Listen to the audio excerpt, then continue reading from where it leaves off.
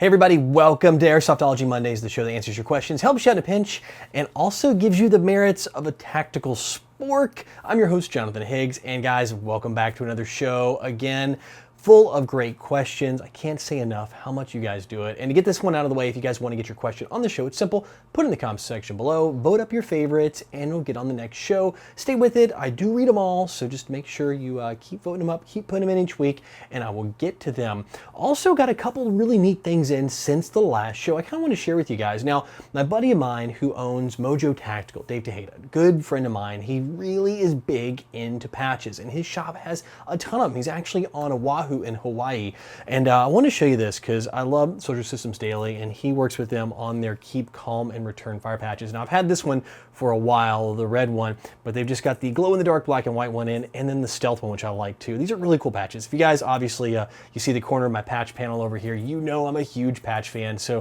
I got to give props out to Dave when he always comes up with new stuff. Also, I want to show you these. I got a bunch of them here. These are a new hat project he's working with a friend of his. It's for Tactical Collection. He's going to be carrying these, and this is the only place so far. And you know what? I love hats with venting. They're tactical, and this one has a ton of Velcro. Front, top, two on the back. Comes in Coyote. They have the same setup in black, where it's just mesh on the side.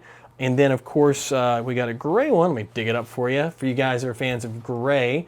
And then on top of all that, if you don't like the panel setup where it's just on the side, he actually does a full trucker size cap, but with tons of Velcro. For me being a big patch fan, I love these things. I'm gonna kind of dig a little deeper into these things. I'm a big fan of hats. I normally don't wear them here on the show, but off the show, you pretty much won't find me without wearing a hat. And then back to the patches thing, I wanna get your guys' question. Of course, you guys know I've been doing these, the yellow ones, and you've been asking for something different. So the question for you is, what should the next patch be? What color should it be? And should it be PVC or should it be regular? And I'm gonna throw another wrench in here. Tons of questions about patches. Do you want it full size or do you want it little like this? Like this is one from Tag Gears, a little Ranger Eye they have. It's glow in the dark. Would you rather have something a full size like this in woven? You would have something full size like this in PVC.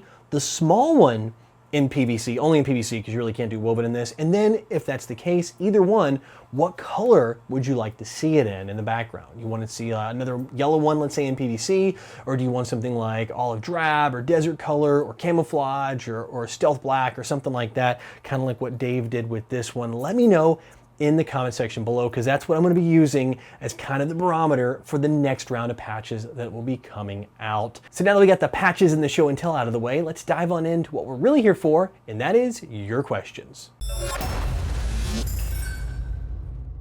Cage Plays Games Griffin writes, what radio did you run at Copperhead and what's the price? Thanks. So at Copperhead and pretty much every other game I run, I use a Baofeng. It's a UV5R. In fact, this is the actually updated one. This is the BF F8 HP. It's the higher power version of the UV5R. It just came out. This one runs about 60 bucks for the radio, and it comes with a shorter antenna. You can get Baofeng's UV5Rs, which is, I actually have two radios that are Baofeng's, this one and the UV5R, which is what I've been using for years. You can get the radio for right around $35 or so. You can pick up the extended battery, which what makes this longer. Normally it has just a battery that runs to about here on the radio, and that's what's included with it. So the extended battery is about $17. And then for a headset, I've actually given up headsets for the big games because I want you guys to be able to hear the communication. So I've been using the Code Red headset Signal 21 speaker mic is kind of my go-to because it is really clear. A lot of times you get the real cheap speaker mics and the mic in them, it's kind of iffy. And this one, the other side can hear really well. Usually you can hear pretty well from a speaker standpoint on all these. It's just the mic picking up your voice so the rest of your team can hear you is where the challenge is. And that's why I do like the Code Red headsets, because of that. So that's kind of my setup. I also do have the extended antenna here. It's a Nagoya NA771. Now look for the ones with the blue on it. In fact, you know what? I'll just go ahead and put links to all my radio equipment down there in the description below so you guys can kind of see it. Keep in mind though, and I know a lot of radio guys out there are going to bring up this point, is that the UV5R is a licensed radio. You're gonna need to have a license to operate this legally in the United States. So the test is really easy, it's really short, it's not that big of a deal. Never knew you'd have to be doing a test to run a radio, but yeah, definitely wanna go ahead and pick up your ham radio license, just the basic one. It's really inexpensive, so that way you can be above board on using these radios. So just a heads up, if you are thinking about picking one of these up in the US, to legally operate it, you're gonna need that license. Taylor Spears writes, "Hey John, I want to ask for permission to use some abandoned buildings to play airsoft. I'm just not sure how to approach the owners without getting rejected. Any recommendations on how to convince them to say yes? Love the show. Keep up the good work." All right, well, this is going to be a tough one because a lot of people who own property are going to be very nervous about letting you run around on it, especially abandoned, rundown buildings that may not be up to code. It's taking on a lot of liability. For example, I mean, if you're out there playing and the owner says, yes, go ahead and do it, they're actually assuming liability for anybody that gets hurt there. So it's going to be a really hard sell. That said, try to find a local field in your area that maybe can partner up and approach this place and ask them, because usually fields with their insurance, they have a portability clause in there, and that's big fancy words. Basically, it means that they can actually go and host a game somewhere else and their insurance will cover that. So that would be a good thing.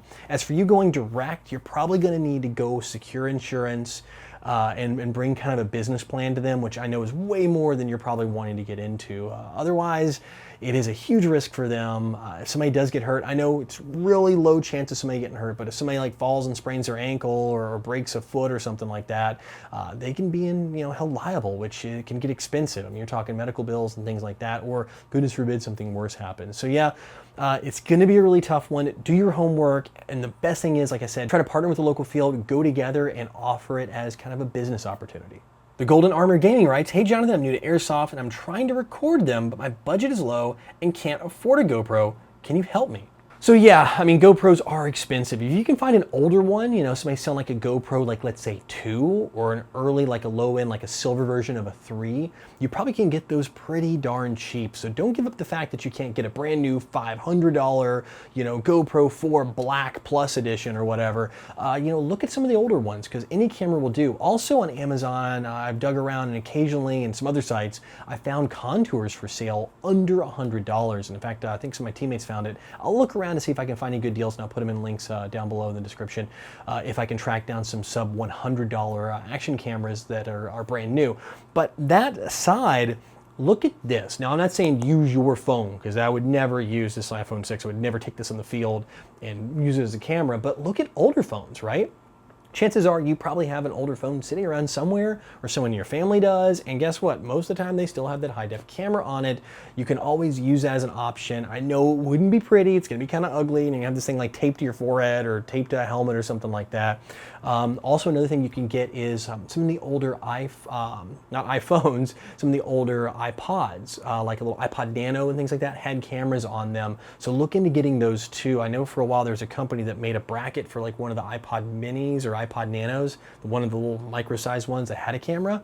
That might be another good option. It won't be the super high rate of frame rate, or it won't be like really rich colors, but if you want to get some gameplay going, those can be really cheap, and you can probably pick those things up used right now for like 20 or 30 bucks. Callsign Sparky writes, "Hey John, this is my question. What's your opinion on buying guns, gear, etc. on sites like eBay, Craigslist, etc.? Thanks in advance." All right, I'll take them kind of separate here. So let's look at eBay first. If you're gonna buy gear and some things like that, I actually do buy quite a bit of stuff on eBay and forums and all over the place. So whether it's Craigslist or eBay, I'll kind of lump the gear in first to all that.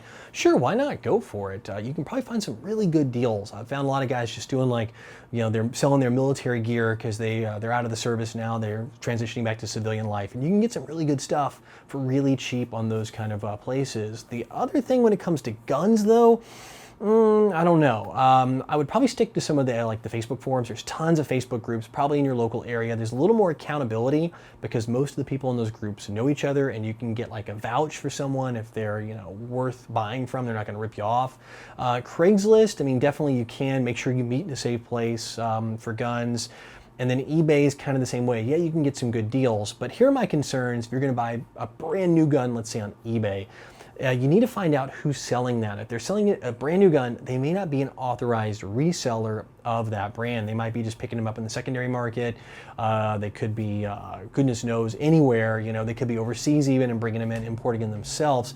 So you have to kind of understand that with that, you probably aren't going to get a warranty with a brand new gun. And sometimes, even if the gun is from, let's say, like Umarex or Echo One or something like that, if it's purchased there and not through an authorized retailer, you may not have a warranty at all, even though it is brand new, because it's not coming from an authorized reseller. So my big thing is, if you're gonna buy guns, and things like that, definitely go check out your local shop first. I mean, then check out your favorite online retailer.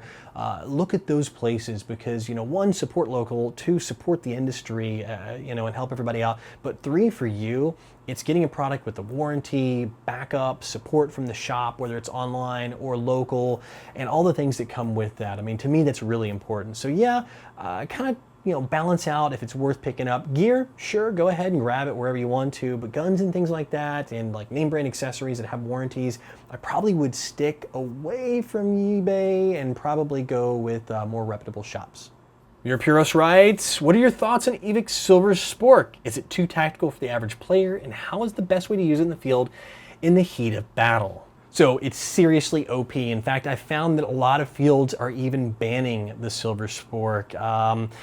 To use it, well, if you guys ever watched the old original Indiana Jones and the Raiders of the Lost Ark, it's kind of like that Ark scene toward the end where they open it up and the entire, you know, field of Nazis is laced by the wrath of the spork, and that's kind of what happens. So you got to be really mindful. I mean, just pulling that thing out and wielding it could eliminate everybody on the field, including your own friendly team, and I think that's why they're banning those at a lot of fields. I mean, they don't want to see like massive team killing and then having to restart the games over and over just because somebody pulled out a tactical sport. Well guys, that's it for questions this week, which means it's time for the video recommendation of the week, and this one comes from DEF CON Media Group, and it's called Loyalty. And if you watch the show, you've seen some of my animals sneak in on here, especially Lucy, the blue heeler mix, and then my corgi, Chloe. Both of them have kind of made little cameos on the show way back in the day. In fact, I need to get them back on the show. But yeah, this is really cool. It kind of, it's like a few minutes long. It's this great video kind of showcasing military and law enforcement canine units, and it's really neat to watch. I mean, it's worth the watch, especially if you guys are dog lovers out there, or if you just love what they call fur missiles, you know, out there. These are really expensive dogs to breed and train. I think they average between like $50,000 and $75,000 by the time everything's said and done with training. So it's really impressive to get to see them in action and what they're capable of doing. So check it out. I have a link in the description below. It is Loyalty by DEF CON Media Group.